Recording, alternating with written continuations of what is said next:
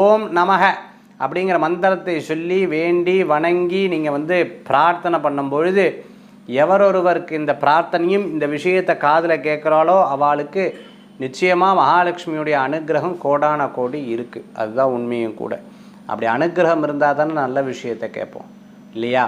ஒரு குழி இருக்குது, அந்த குழி போகாத, அங்கே குழி இருக்குதுன்னு சொல்கிறதுக்கு ஒரு பெரிய குரு பார்வையும் குரு அனுகிரகம் வேணும். இல்லைன்னா அந்த இடத்துக்கு தெரியாமல் போய் கீழே விழுந்துடுவோம். அதுதான் உண்மையும் கூட. அப்படி செல்வத்தை ஈர்க்க, செல்வத்தை சேர்க்க, மணி அட்ராக்ஷன், லா ஆஃப் மணி, இந்த லா ஆஃப் அட்ராக்ட் மணி அப்படிங்கிற ஒரு விஷயத்தில் இந்த பூஜையும் ஒன்று.